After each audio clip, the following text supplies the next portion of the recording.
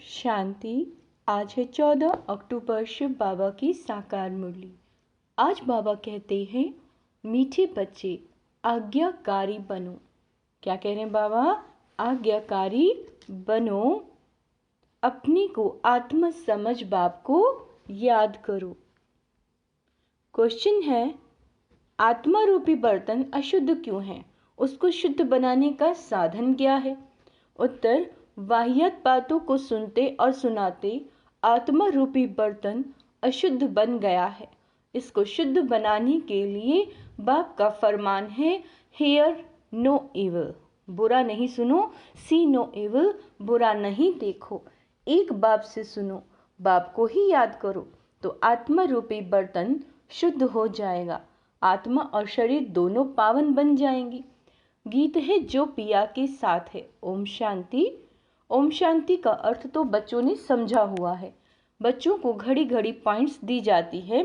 जैसे घड़ी घड़ी कहा जाता है, बाप और वर्षे को याद करो। यहाँ कोई मनुष्य की याद नहीं है। मनुष्य की व किसी देवता की याद दिलाएंगे।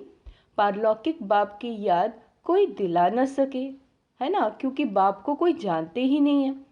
बाबा कहते हैं, यहाँ तुमको घड़ी घड़ी कहा जाता है। फिर से सुनो, बाबा ने कहा, यहाँ तुम्हें घड़ी घड़ी कहा जाता है, अपने को आत्मा समझ बाप को याद करो।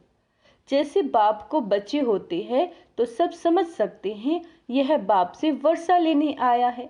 फिर उनको बाप और वर्षा याद रहता है। यहाँ भी ऐसे है। जरूर बच्चे बाप को जानते नहीं, इसीलिए बाप को आना पड़ता है। जो बाप के साथ है उन्हों के लिए यह ज्ञान बरसात है। वेद शास्त्रों में जो ज्ञान है वह सब है भक्ति मार्ग की सामग्री। जप तप दान पुण्य संध्या गायत्री आदि जो कुछ करते हैं वो सब है भक्ति मार्ग की सामग्री। सन्यासी भी भक्त हुए। पवित्रता बगैर कोई शांति धाम में जा नहीं सकती, इसीलिए वो घर बार छोड़ जाते हैं। परंतु सारी दुनिया तो ऐसे नहीं कहेगी। क्या कह रहे हैं बाबा कि सारी दुनिया तो ऐसे नहीं करेगी। उन्हों के इस हठ योग की भी ड्रामा में नूंद है। तुम बच्चों को राजयोग सिखलाने कल्प कल्प एक ही बार आता हूँ। मेरा और कोई अवतार होता नहीं। रीइनकार्नेशन ऑफ गॉड, वह हुआ ऊंचे ते ऊंच। फिर रीइनकार्नेशन ऑफ जगत अम्बा और जगत पिता भी जरूर होने चाहिए। वास्तव में रीइनकार्नेशन अक्षर सिर्फ बाप से ही लगता है। सदगति दाता एक ही बाप है। यूं तो हर एक चीज फिर से रीइनकार्नेट होती है। जैसे अभी भ्रष्टाचार है तो फिर कहेंगे भ्रष्टाचार रीइनकार्नेट हुआ।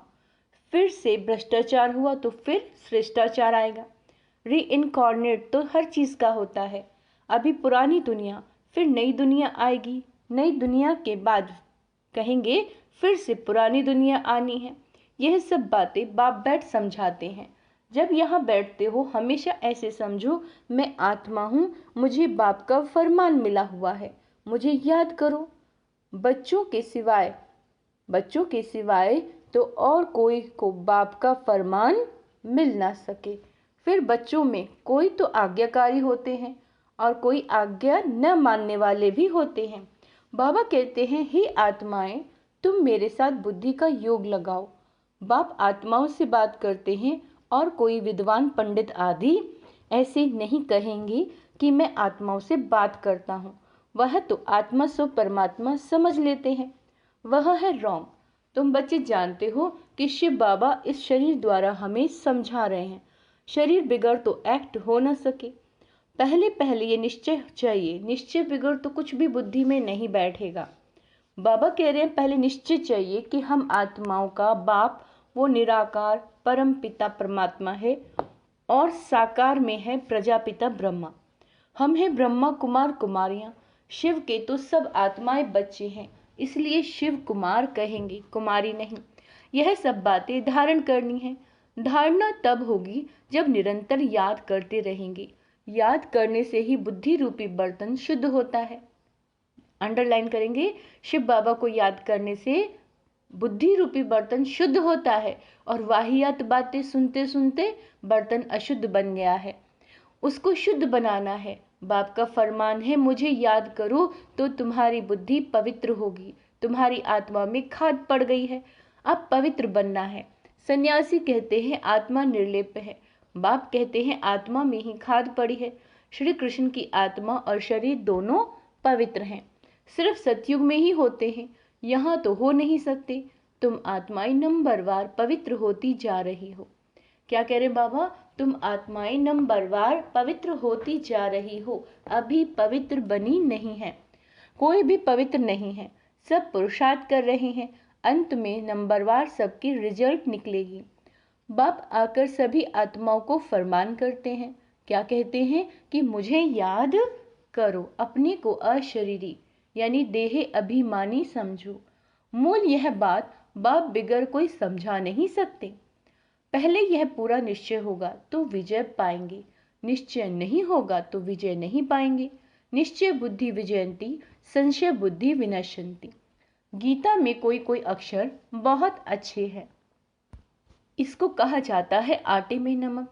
बाप कहते हैं मैं तुमको अभी वेद शास्त्रों का सार समझाता हूँ कि इनमें क्या क्या है। यह सब है भक्ति मार्ग के रास्ते, इनकी भी ड्रामा में नोंद है। यह प्रश्न नहीं उठ सकता कि यह भक्ति मार्ग क्यों बना हुआ है। यह तो अनादि बना बनाया ड्रामा है। तुमने भी इस ड्रामा में बाप से स्वर्ग के मालिक बनने का वर्षा लिया, अनेक बार लिया है और लेते रहेंगे, कभी अंत नहीं हो सकता। यह चक्र अनादि फिरता ही रहता है। तुम बच्चे अभी दुख धाम में हो, फिर शांति धाम में जाएंगे, शांति धाम से सुख धाम में जाएंगे, फिर दुख धाम में आएंगे। यह अनादि चक्र चलता ही रहता है। सुख धाम से दुख धाम आने में तुम बच्चों को 5000 वर्ष लगते हैं। बाबा कहते हैं जिसमें तुम 84 जन्म लेते हो, सिर्फ तुम बच्चे ही 84 जन्म लेते हो, सब नहीं ले सकते। यह बेहद का बाप तुमको डायरेक्ट समझा रहे हैं और बच्चे फिर मुरली सुनेंगे व पढ़ेंगे या टेप सुनेंगे। बाबा कहते हैं टेप भी सब नहीं सुन सकते, तो पहले पहले तुम बच्चों को उठते बैठते इस याद में रहना है। मनुष्य तो माला फिरते राम राम जपते, रुद्राक्ष की माला कहते हैं ना। अब रुद्र तो है भगवान, फिर इस माला में मेरू दाना इकट्ठा है, वह तो विष्णु के युगल स्वरूप है। वो कौन है? यह माता पिता, जो फिर विष्णु के 2 रूप यानी लक्ष्मी नारायण बनते हैं, इसीलिए इनको मेरू कहा जाता है। बाबा कहते हैं फूल है शिव बाबा, फिर मेरू यह मम्मा बाबा, जिनको माता पिता कहते हैं। बाबा कहते हैं विष्णु को माता पिता नहीं कह सकेंगे, लक्ष्मी नारायण को माता पिता तो उनके बच्चे ही कहेंगे। आजकल तो सबके आगे जाकर कहते हैं, क्या कहते हैं? तमेव माताश्च पिता। बस कोई एक ने महिमा की तो उनके पीछे फॉलो करने लगते हैं। यह है अनराइटियस दुनिया। कैसी दुनिया है? अनराइटियस। कलयुग को कहा जाता है अनराइटियस और सतयुग को कहा जाता है राइटियस। वहां आत्मा और शरीर दोनों पवित्र होते हैं। सतयुग में श्री कृष्ण गोरा है। कैसा है? गोरा। फिर अंतिम जन्म में उनकी आत्मा सांवली बन गई है। यह ब्रह्मा सरस्वती इस समय सांवले है ना, आत्मा काली बन गई तो उसका जेवर भी काला बन गया। सोने में ही खाद पड़ती है, उससे जेवर भी जो बनता है वो खाद वाला है ना। सतयुग में जब देवी देवताओं की गवर्नमेंट है तो यह झूठ खाद होती नहीं, वहां तो सोने के महल बनते हैं। भारत सोने की चिड़िया था, अभी तो मुलम्मा है। ऐसे भारत को फिर से बाप ही स्वर्ग बना सकते हैं। बाप समझाते हैं श्रीमद् भगवानुवाच्य है ना, श्री कृष्ण तो दैवी गुणों वाला है, 2 भुजा 2 टांग वाला। चित्रों में कहाँ नारायण को, कहाँ लक्ष्मी को 4 भुजाएं दी हैं, समझते कुछ भी नहीं। ओम अक्षर भी कहते हैं, ओम का अर्थ बताते हैं। ओम माना मैं गॉड, जिधर देखता हूँ गॉड ही गॉड, परंतु यह तो रॉन्ग है। ओम माना अहम आत्मा, बाप भी कहते हैं अहम आत्मा, परंतु मैं सुप्रीम हूँ इसलिए मुझे परमात्मा कहा जाता है। मैं परम धाम में रहता हूँ, उचित उच्च भगवान, फिर सूक्ष्म वतन में ब्रह्मा विष्णु शंकर की आत्मा, फिर नीचे आओ तो यह मनुष्य लोक, वह दैवी लोक, वह आत्माओं का लोक, जिसको मूल वतन कहा जाता है। ये बातें समझने की है। तुम बच्चों को यह अविनाशी ज्ञान रत्नों का दान मिलता है, जिससे तुम भविष्य में माला माल डबर सिरताज बनते हो। बाबा कहते हैं देखो, श्री कृष्ण को दोनों ताज है ना। फिर वही बच्चा चंद्रवंशी में आता है तो 2 कला कम हो जाती है, फिर वैश्यवंशी में आएंगे तो 4 कला कम हो जाएंगी और फिर लाइट का ताज उड़ जाता है, बाकी रत्न जड़ित ताज रहेगा। बाबा कहते हैं फिर जो अच्छा दान पुण्य करते हैं उनको एक जन्म के लिए अच्छी राजाई मिलती है, फिर दूसरे जन्म में भी अच्छा दान पुण्य किया तो फिर भी राजाई मिल सकती है। यहाँ तो तुम 21 जन्म के लिए राजाई पा सकते हो। बाबा कहते हैं मेहनत करनी पड़ती है। तो बाप अपना परिचय देते हैं, कहते हैं आई एम सुप्रीम सोल। भगवान खुद को क्या कहते हैं? I am supreme soul. इसीलिए उनको परम पिता परमात्मा अर्थात परमात्मा कहा जाता है। बाबा कहते हैं तुम बच्चे उस सुप्रीम को याद करते हो, तुम हो सालिग्राम, वो है शिव। शिव का बड़ा लिंग और सालिग्राम मिट्टी के बनते हैं। यह कौन सी आत्माओं का यादगार बनाते हैं, यह भी कोई नहीं जानते। तुम शिव बाबा के बच्चे भारत को स्वर्ग बनाते हो, इसीलिए तुम्हारी पूजा होती है। फिर तुम देवता बनते हो, तब भी तुम्हारी पूजा होती है। शिव बाबा के साथ तुम इतनी सर्विस करते हो, इसीलिए सालिग्रामों की भी पूजा होती है। जो उत्तम से उत्तम कार्य करते हैं उन्हों की पूजा होती है, और कलयुग में जो अच्छा काम करते हैं उन्हों का यादगार बनाते हैं। कल्प कल्प बाप तुम बच्चों को सारे सृष्टि चक्र का राज समझाते हैं, अर्थात तुमको स्व दर्शन चक्रधारी बनाते हैं। स्व दर्शन चक्र विष्णु को नहीं कहा जा सकता। क्यों? क्योंकि वो तो देवता बन गया। यह ज्ञान सारा तुमको है। अभी लक्ष्मी नारायण बनेंगे तो यह ज्ञान नहीं रहेगा, वहां तो सब सदगति में है। तुम बच्चे यह ज्ञान अभी ही सुनते हो, फिर राजाई पा लेते हो, स्वर्ग की स्थापना हो गई, फिर ज्ञान की दरकार नहीं रहती। बाप ही आकर अपना और रचना का पूरा परिचय देते हैं। सन्यासियों ने माताओं की निंदा की, परंतु बाप आकर माताओं को उठाते हैं। बाप यह भी समझाते हैं कि ये सन्यासी ना होते तो भारत काम चिता पर बैठ एकदम खाक हो जाता। जब देवी देवता वाम मार्ग में गिरते हैं तो उस समय अर्थक्वेक बड़ी जोर से होती है, फिर सब नीचे चला जाता है और खंड आदि तो होते ही नहीं, और जो खंड है भारत ही होता है। इस्लामी आदि तो पीछे आते हैं, तो फिर वह सतयुग की चीजें यहाँ रहती नहीं। तुम जो सोमनाथ का मंदिर देखते हो वह कोई बैकुंठ का नहीं है, यह तो भक्ति मार्ग में बना है जिसको मोहम्मद गजनवी ने लूटा। बाकी देवताओं के महल आदि सब अर्थक्वेक में गायब हो जाते हैं। ऐसे नहीं कि महल के महल नीचे गए हैं। क्या कह रहे हैं बाबा? ऐसे नहीं कि महल के महल नीचे गए वही फिर ऊपर आ जाएंगे, नहीं, वह तो अंदर ही टूट फूट सड़ जाते हैं, फिर उसी समय खोदते हैं तो कुछ ना कुछ मिलता है। बाबा कहते हैं अभी तो कुछ भी नहीं मिलता, शास्त्रों में कोई ये बातें नहीं है। सदगति दाता है ही एक बाप। पहले पहले तो ये निश्चय चाहिए, निश्चय में ही माया विघ्न डालती है। कहते हैं भगवान कैसे आएगा? अरे शिव जयंती है तो जरूर आए होंगे ना। बाप ने समझाया है। क्या समझाते हैं बाबा? मैं बेहद के दिन और बेहद की रात के संगम पर आता हूँ, ये कोई नहीं जानते कि किस समय आता हूँ।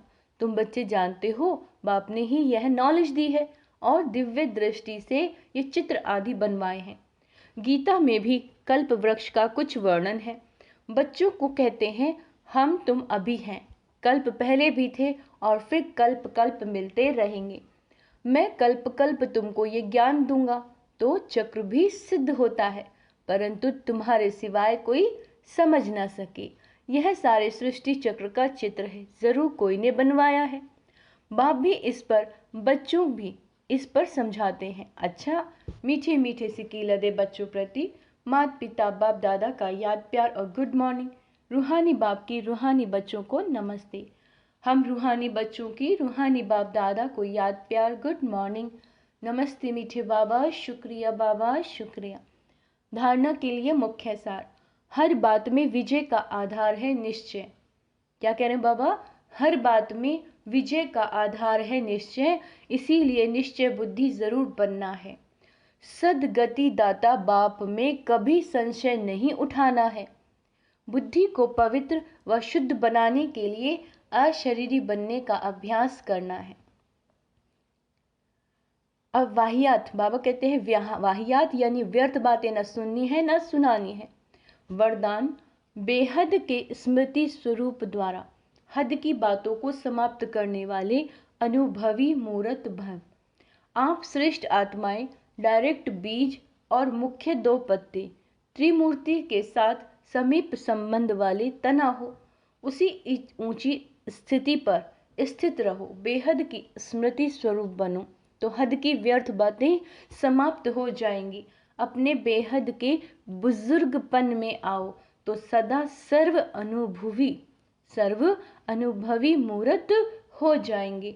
जो बेहद के पूर्वजपन का ऑक्यूपेशन है उसको सदा स्मृति में रखो। आप पूर्वजों का काम है अमर ज्योति बन अंधकार में भटकती हुई आत्माओं को ठिकाने पर लगाना। स्लोगन, किसी भी बात में मूंझने की बजाय मौज का अनुभव करना ही मस्त योगी बनना है। अच्छा, ओम शांति। आज का स्वमान अभ्यास करेंगे। मैं आज्ञाकारी आत्मा हूँ, मैं मस्त योगी हूँ, मैं श्रेष्ठ आत्मा हूँ, मैं निश्चय बुद्धि आत्मा हूँ, मैं विजयी आत्मा हूँ, मैं पूर्वज आत्मा हूँ, मैं व्यर्थ से मुक्त आत्मा हूँ। ओम शांति।